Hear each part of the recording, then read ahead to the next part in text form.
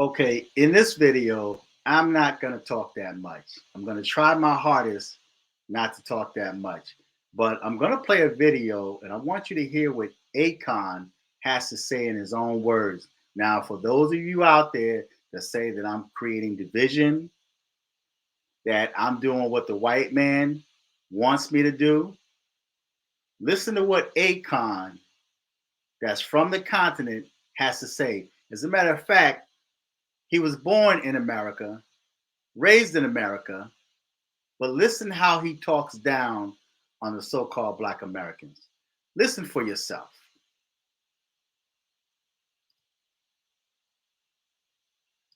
Uh, you once told the Source magazine, and I want to quote this: Black people in the U.S. can nag all they want how the system is against black people, but if they saw how other people lived in Africa, they would see how blessed they really are. Do you still believe this today when you see unarmed black teenagers being killed by the police? When you see protests in St. Louis, in Missouri, where you lived for a long time? When you see people taking to the streets in Atlanta and New York to denounce police brutality against young African American men?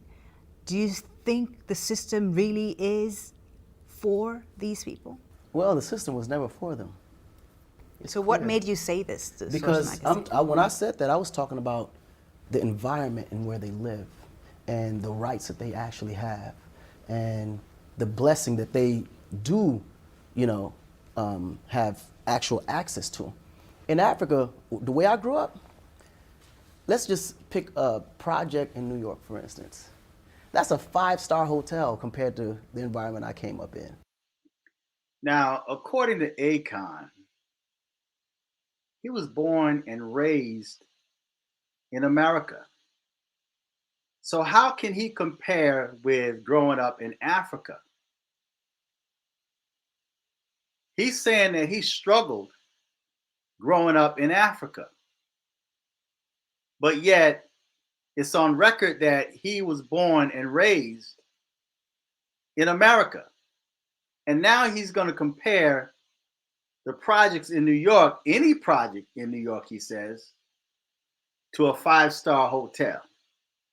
Now, I understand what he's trying to say, but I'm sure if those Africans lived in one of the housing projects in New York City, especially when I was coming up, that's not a blessing because a lot of those young brothers and sisters are not living today.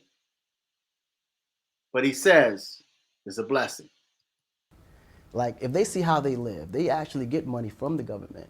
They actually are programs that helps the impoverished and the poor, and you get food stamps. And I mean, like, they have it good compared to Africa. You follow? There's a So, and I'm not going to keep stopping the video. So they have it good because they're dependent upon the government. So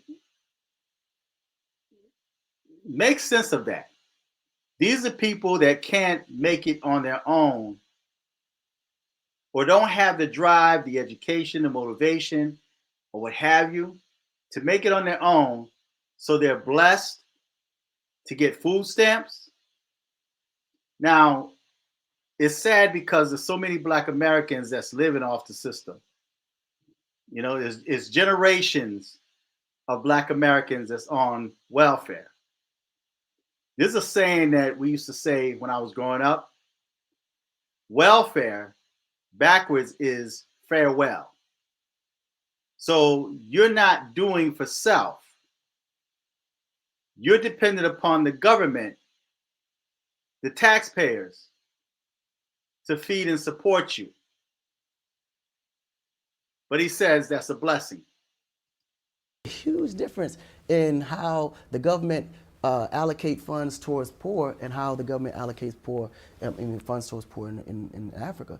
The environments are not even left and right. If these guys were able to be taken from where the environment they're in now to the same equal environment in Africa, they would be crying to come back home to America. But Literally. but you say now that the system is No. against them. When you What talk I'm about, sa- when you now talk let's about, get to the yeah, system. yes, through the I was system. talking about way of life. Right. Now, as far as the system in America was never built for black people. And it's never, this is my personal opinion. I'm speaking for myself. I don't believe it was never built for black people. But yet he got his come up in the system in America. And I want you guys to pay attention to the sister's expression. I love the way she looked because she knows that he's full of bull crap. But he made it in the system. He became wealthy in the system. And now he's saying the system is not made for them. He separates himself. Because that system has never been changed. Those documents has never been altered. These things were made back in the umpteen hundreds, and these are the same exact literature that's down today. So mind you, at the time it was made, black people was never in a position where they were, looked at as equal. So if it's the same documents that they're applying today in 2014, it wasn't meant for them. What was it like growing up as a black man in America? Well, in America it was a little different because I was a foreigner. I was African and I was very dark skinned. And at the time, dark skin wasn't really in style, so I was always getting picked on in school. Mm-hmm. So now he's playing the victim. Black people picked on him in school because he's dark skinned. So my But you were in trouble a lot. that's what got me in trouble. It was frustration. What got you in trouble?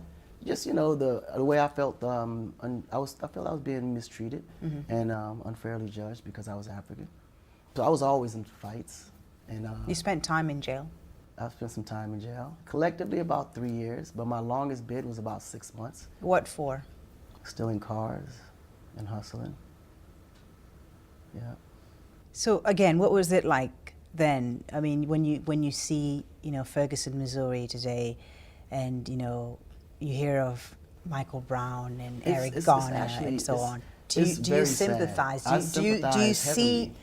Do you understand that experience that these people are denouncing today? I clearly understand the frustration. What I don't understand is that how, like, if I'm in a position of where they are, and I don't want to speak too much from them because I think I may have some knowledge that they may not quite have, right? Because I've been in a position where I've experienced Africa and I've experienced the United States. I always felt like Africa was for Africans. So when I see African Americans in America dealing with all these issues, my first question is, why don't they just go back home? Where? Back to Africa. Will they be treated fair? Will they actually be praised for who they are because of the fact that they're American? They'll get way better treatment. They can invest their money But come back on, home. Akon, how do you tell people who've lived for generations, centuries and centuries in one land to move back to a place that they don't know? I mean, no, but that's my point. They Right. don't know. It starts with a visit. How many African Americans do you know actually consider Africa as a vacation spot? Not one. There's I've seen videos of Africa, and while my time in the military, I've been to Africa, and I would not choose Africa as a vacation spot. I just would not choose Africa as a vacation spot. Just saying. when you look at the overall population of African Americans, a very few percentage would decide to go to Africa for vacation. Would even, just for knowledge, just to know where they come from, just to get an idea of what that is. It's so much fear installed into them that they wouldn't even want to even go there to visit. You mentioned Africa, they start shaking. I want to ask a question to so-called Black Americans. How many of you out there are fearful to go to Africa? How many of you out there start shaking when they mention going to Africa? But this is what Akon says.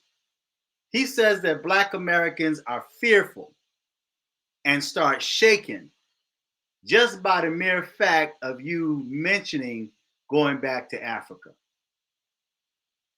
So Black Americans are fearful. Don't choose vacation. Now, again, I would not choose Africa as a vacation spot. I just wouldn't, Now, Rwanda, I would visit Rwanda. That's a nice place. I like it there, right?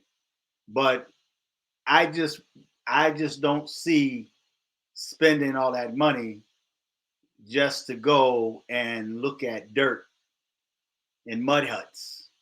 And I know y'all have your little cities there, but it's not New York. It's not LA, right? And you know, you got your little nightlife there, but it's not like the nightlife that I would be used to, you know. So I really would not spend vacation in Africa. That's my opinion on it. And for those of you who ask me, have you been in Africa? Yes, I've been there. I'd probably visit Rwanda again, but I that's not a vacation spot for me. Okay, that's nothing I would plan to do. But this is what Akon had to say in his own words regarding the so-called Black Americans. You know, so Black Americans nag. You know, we steady nagging. We're nagging. Just don't understand. See, so this is Akon's words. So for those of you that think that I'm the one that's causing division, and listen, let me tell you guys something. There's a few that keeps comparing me to Tariq Nasheed. Me and Tariq Nasheed are two different individuals, right? So whatever Tariq Nasheed teaches, those are his views and opinions. They're not mine. And my views and opinions are not Tariq Nasheed's. All right. So you can't compare everyone that's against all of this madness that's going on between the so-called Black Americans and Africans. You can't put us all in the same category. Just like you don't want us to put you in the same category. So don't put me in the category of Tariq Nasheed or anyone else, because I've seen you do that. And you also compared another brother on YouTube. I saw your comment in the comment section. You also compared him to Tariq Nasheed. So Tariq Nasheed is living in a lot of your minds. I like that though. I think it's quite funny, right? So feedback, tell me what you think. This is Akon in his own words, not my words. So Black Americans, are you out there nagging? Are you fearful? Do you shake in your boots when they ask you to go to Africa? Feedback, tell me what you think. Till next time, I'm fearless.